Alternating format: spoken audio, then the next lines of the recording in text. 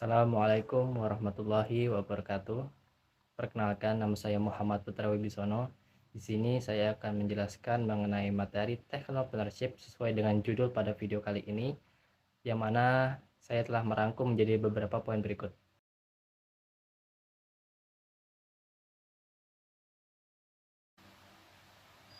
Baiklah, tanpa berlama-lama lagi, mari kita sama-sama simak pembahasan berikut ini.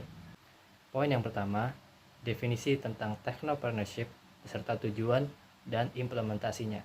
Kita mulai dari definisi mengenai Technopreneurship. Technopreneurship berasal dari gabungan kata teknologi dan entrepreneurship. Dan untuk pengertiannya, saya akan memaparkan berikut menurut beberapa ahli. Menurut Sosrowinar Sidiono, tahun 2010, Technopreneurship merupakan proses sinergi dari kemampuan yang kuat pada penguasaan teknologi, serta pemahaman menyeluruh tentang konsep kewirausahaan. Lalu, menurut Sudarsi, dalam Proceeding KNIT RAMP IPB pada tahun 2013, beliau mengemukakan bahwa Technopreneurship adalah proses dan pembentukan usaha baru yang melibatkan teknologi sebagai basisnya dengan harapan bahwa penciptaan strategi dan inovasi yang tepat kelak bisa menempatkan teknologi sebagai salah satu faktor untuk pengembangan ekonomi nasional. Lalu yang ketiga, menurut Okori pada tahun 2014 menyebutkan bahwa Technopreneurship adalah proses dalam sebuah organisasi yang mengutamakan inovasi dan secara terus-menerus menemukan problem utama organisasi, memecahkan permasalahannya, dan mengimplementasikan cara-cara pemecahan masalah dalam rangka meningkatkan daya saing di pasar global. Lalu, tujuan mempelajari Technopreneurship. Yang pertama, menciptakan kesempatan kerja. Ketika memulai bisnis, maka ada peningkatan peluang kerja, karena mereka membutuhkan tenaga kerja untuk menjalankan semua operasi bisnis. Dengan cara yang sama, Technopreneurship menciptakan lapangan kerja dan membantu bangsa untuk memerangi masalah pengangguran. Ini meningkatkan tingkat lapangan kerja suatu perekonomian. Yang kedua, meningkatkan sumber daya lokal. Berbagai sumber daya alam dan produktif tersedia yang dapat dimanfaatkan oleh setiap pengusaha untuk kesuksesan bisnis. Penggunaan sumber daya lokal meningkatkan nilainya dan mengurangi laju pemborosan sumber daya. Lalu yang ketiga, diversifikasi bisnis dan desentralisasi. Seorang pengusaha dapat mengetahui peluang bisnis dan menempatkannya di daerah yang sesuai termasuk daerah terpencil. Yang keempat, kemajuan teknologi. Dengan menjadi Technopreneurship yang kreatif dan inovatif, mereka memainkan peran penting dalam bidang pemanfaatan serta pengembangan teknologi. Yang kelima, pembentukan modal. Investasi merupakan bagian integral dari bisnis dan pengusaha membutuhkan dana untuk memulai dan membawa bisnis mereka ke ketinggian yang baru. Pengusaha lalu mengambil bantuan keuangan dari investor dan pemodal dan memanfaatkan investasi besar yang mengarah pada pembangunan ekonomi. Dan yang terakhir, promosi kegiatan kewirausahaan. Generasi muda mendapat kesempatan untuk bekerja dengan perusahaan Technopreneurship tersebut dan mempelajari cara untuk mencapai kesuksesan. Ini juga menginspirasi rekan tim dan karyawan untuk tumbuh dan memulai perusahaan bisnis mereka. Contoh implementasi Technopreneurship dalam konteks sistem informasi. Yang pertama, e-commerce.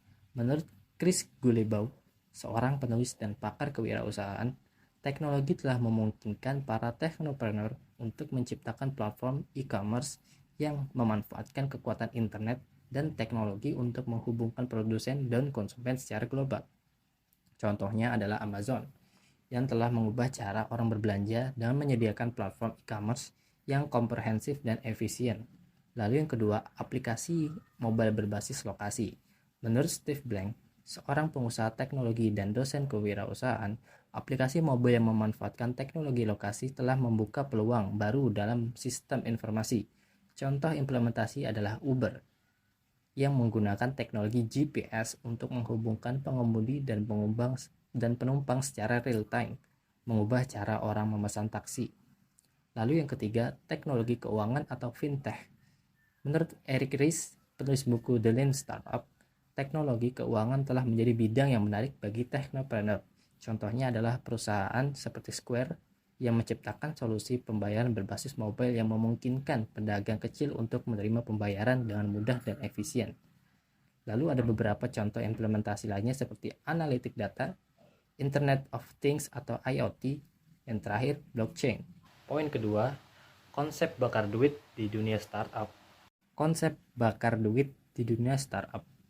Konsep bakar duit dalam dunia startup mengacu pada praktik penggunaan modal dengan cepat dan dalam jumlah besar untuk mengembangkan bisnis baru.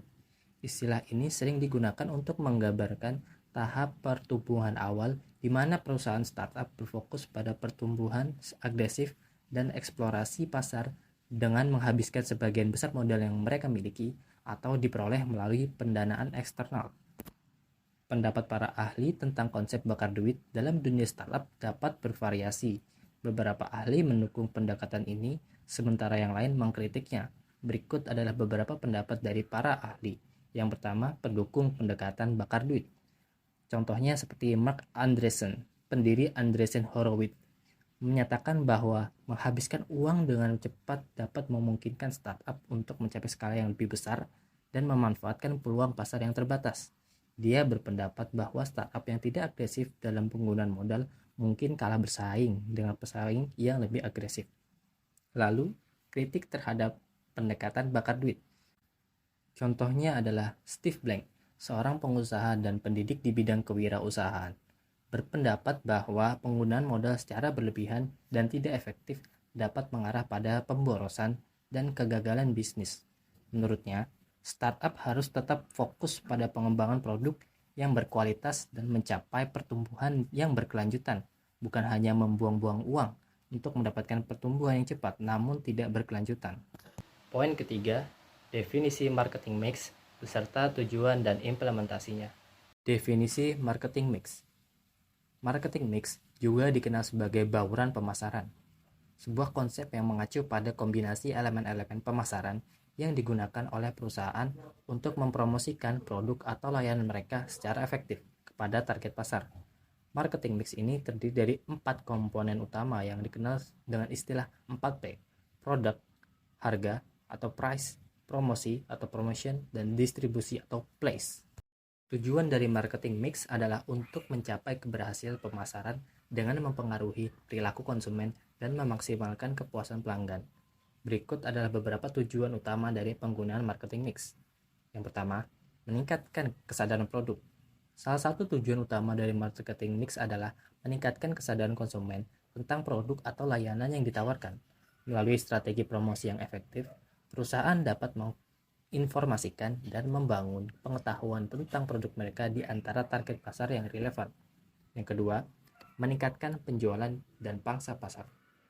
Marketing mix bertujuan untuk meningkatkan penjualan dan mencapai pangsa pasar yang lebih besar dengan mengembangkan strategi harga yang tepat, menawarkan nilai yang kompetitif, dan memastikan produk tersedia di tempat yang tepat. Perusahaan dapat mendorong konsumen untuk memilih produk mereka dan memperoleh pangsa pasar yang lebih besar. Yang ketiga, membangun citra merek dan kepuasan pelanggan. Marketing mix ini berfungsi untuk membangun citra merek yang kuat dan memenuhi kebutuhan serta keinginan pelanggan. Melalui elemen produk yang berkualitas, harga yang wajar, promosi yang relevan, dan pengalaman distribusi yang baik, perusahaan dapat menciptakan kepuasan pelanggan dan membangun hubungan jangka panjang dengan mereka. Contoh implementasi marketing mix dalam konteks nyata. Yang pertama, contoh implementasi marketing mix untuk produk konsumen. Suatu perusahaan pakaian fashion meluncurkan produk pakaian baru yang mengikuti tren terkini dengan desain yang menarik oleh kualitas yang baik. Lalu, perusahaan menetapkan harga yang kompetitif dan sesuai dengan nilai yang ditawarkan produk, mungkin dengan memberikan diskon atau penawaran khusus kepada pelanggan. Lalu, perusahaan menggunakan kombinasi strategi promosi seperti iklan di media cetak dan digital, kampanye media sosial, dan kerjasama dengan influencer fashion untuk memperkenalkan dan mempromosikan produk.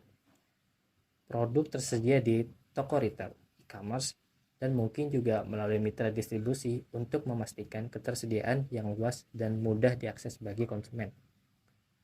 Lalu yang kedua ada contoh implementasi marketing mix untuk produk teknologi. Perusahaan teknologi meluncurkan produk baru yang memiliki fitur inovatif antar muka, pengguna yang ramah, dan kualitas yang handal. Perusahaan menetapkan harga berdasarkan analisis pasar dan strategi penetapan harga yang sesuai dengan permintaan dan keunggulan produk.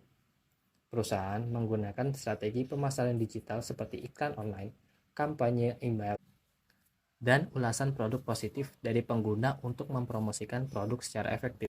Produk teknologi tersedia melalui saluran distribusi online, toko retail, atau melalui mitra penjualan untuk mencapai jangkauan pasar yang lebih luas.